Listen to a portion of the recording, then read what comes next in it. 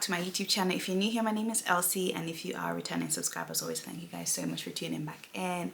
In today's video, I thought I would share with you my 10 top tips for preparing your child and yourself for starting primary school. If you are new to my channel, I've got two daughters, Mia, who's 8, and Malaika, or Mali as we call her, who's 4, and she starts primary school this September. So I thought this is a perfect time to put out a video like this for any other parent who is going to be having a child starting primary school this September. Your child's first day at primary school is a significant experience both for your child and yourself, and you know, it brings a lot of nerves, a lot of questions, but there's so much positivity around it, and I hope this video brings that to you. If you are one of those parents who I'm talking about, then don't forget to subscribe to my YouTube channel and to like this video so you can go out to more parents who will need it. So let's get straight into my 10 top tips. So my first top tip is to talk positively to your child about school. This is really important because this is a first step to ease that transition and make it easier for yourself and to help your child get used to the whole fact that they're actually starting school. I would say talk about their teacher, their house color. That's really exciting because they'll either be in blue, yellow, red, perhaps maybe their favorite color. Also speak to them about the school day. If you don't have this information already, then check with the school because they'll give you all sorts of information about settling in sessions, so you can go through those with your child. It's also important to explain that it's okay to feel nervous and sad on, you know, the first few days of school, and to just tell your child to speak to their teacher about this. I mean, these emotions will help build their character. So speaking positively about school is the first tip. My second tip is to practice the school run and the school routine. So Maddie's been going to this school since she was in nursery, and she's been doing it for many years with Mia. However, if that's not the case, then this is a perfect time to actually go out. Your child might be eager and excited to find out what they'll be doing in the morning or getting to school. So whether you're going by car or cycling or even scooting or even walking, you know, this is a perfect time for you to take them out on that walk so they can see their route and get used to it. And again, the more a child knows, the more at ease they are because they know what to expect. Children love to know what to expect. So yeah, just get them out there, take them out so they can see their lovely new school and how they'll be getting there, and trust me, that will really help. And this is also a perfect time to set bedtime and wake up times in your home. So if you're not doing it already, then this is a time to start, because first of all, they can get used to it. So by September, it's not really tricky or difficult to wake them up, but it will also set you up to know what you need to do. So sorting out bedtime and wake up time is my second tip. The more your child knows and gets used to this routine, the better the transition will be into primary school. My third tip is your school uniform dress rehearsal. So a mini dress rehearsal. This is a perfect time to actually get all their uniform out and just make sure that it all fits. I made the mistake of buying all Mia's uniform really early, and by the time she started in September, well, about late August, when I did a mini dress rehearsal with her, some of her clothes didn't actually fit. She put on a little bit of weight during the summer holidays. So if you're like me, then this is a perfect time to take everything out just in case you need to return anything. So this time round, I did not make that same mistake. I've bought Mali's uniform a lot later on in the summer holiday, so it's much easier to know the actual size that she will be. But not only that, you can teach your child how to get dressed. I know not all children will do it while they're at school, but it's important for them to actually know perhaps how to do their zip or any buttons on their uniform, because this will really help them when they start. Practicing how to dress themselves up will save a lot of frustration for your child at school for activities like forest school or wet play or even PE, you know, not waiting around for teachers to help them. Having that skill will really help them. So if you can, then try and help your child learn how to get themselves dressed before starting primary school. So this is actually a bonus tip which is kind of linked to the school uniform dress rehearsal, and that is Velcro shoes. I can't stress this enough because I work in a school as well, and I can see just how frustrating it is for some children. If you've not bought their school shoes yet, I would urge you to opt for the Velcro option for your child. They're still really little, and doing up laces is really frustrating, or waiting for your teacher to do your shoes. It's just not what I would want to do. So if you've bought laced shoes and you have the receipt, take it back. Take them back. Just get some Velcro shoes. The fastening on them is really simple. It's so straightforward. So just make life easier for your child, both for normal school shoes and their PE shoes. I would 100% say get Velcro option in terms of shoes. Tip number 4 is their water bottle and lunchbox. And basically they have to know how to open these guys. If your child doesn't know how to open their lunchbox or their water bottle, then get them practicing now.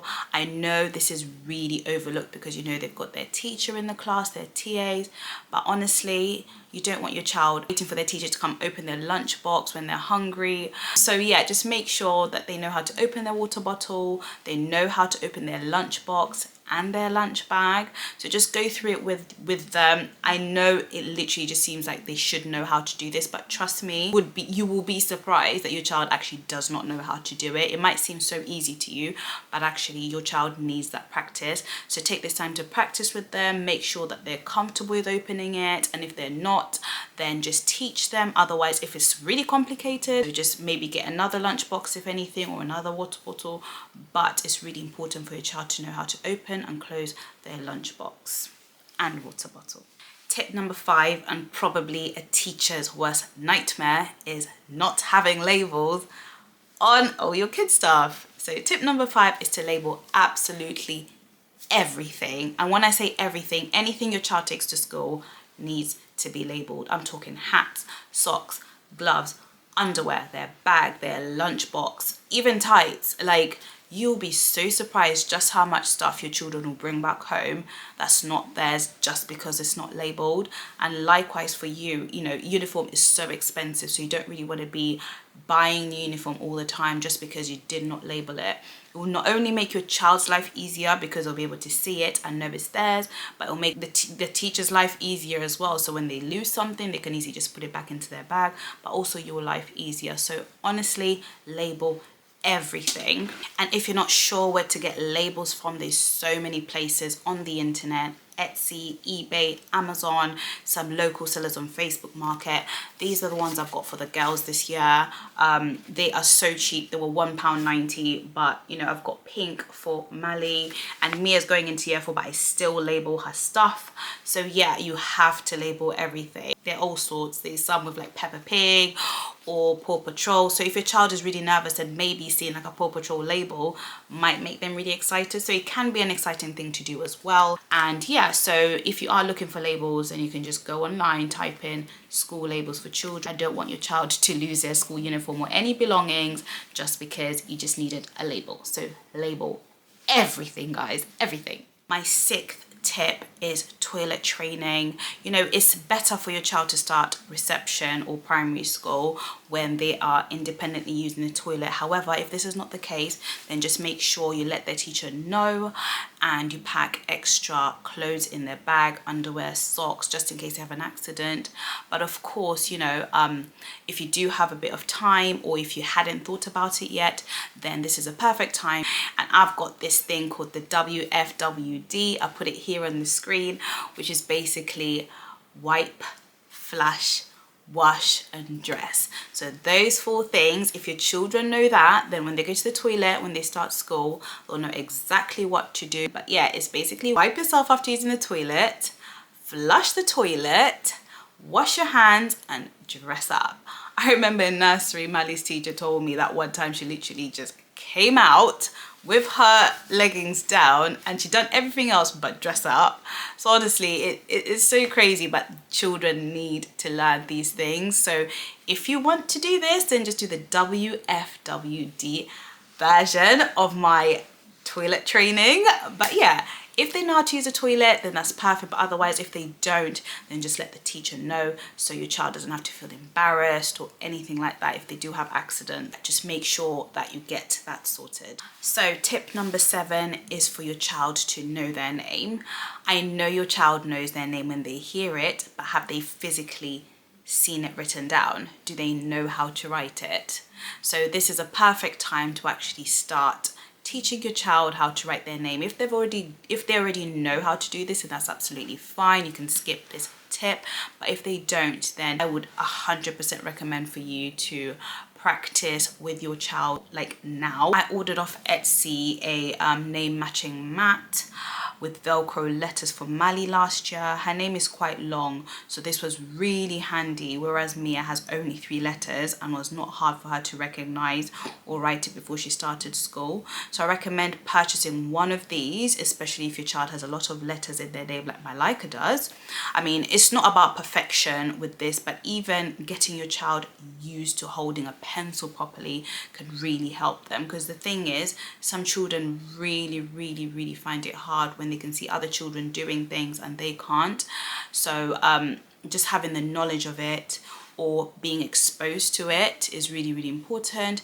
Again, they will learn this at school, so just encourage them. If they don't know how to do it yet, tell them not to worry about it, that they are going to learn this, they are going to learn all this at school, and not to worry about it. But if you can do it before, then I would highly recommend for you to start. So tip number 8 is talking about making friends. So friends are really beneficial for children because it's another way of learning life skills like sharing, thinking about other people's feelings. So if your child's been in a nursery setting or preschool like Mali, then you're halfway there.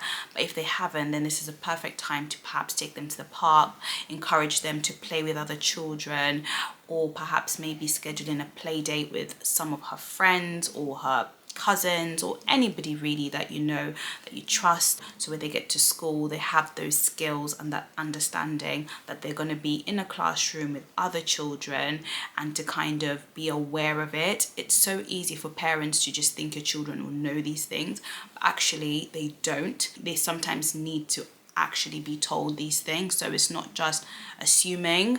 So yes, it's really important for them to know how to get along with other children of their age. So tip number 9 is carpet or circle time. Here in the UK, children have carpet time where they sit down with their teacher and discuss topics. Mali is such a social butterfly and full of energy, so I've had to implement this at home because she struggled with this in nursery. So you could either make your own circle time with their siblings, or perhaps even teddies, or even like just discussions at dinner time where you take turns to speak and to listen, because that is a skill that they will need. And I found this really tricky this year around because Mali is, like I said, full of energy compared to like how Mia was at this point in her life.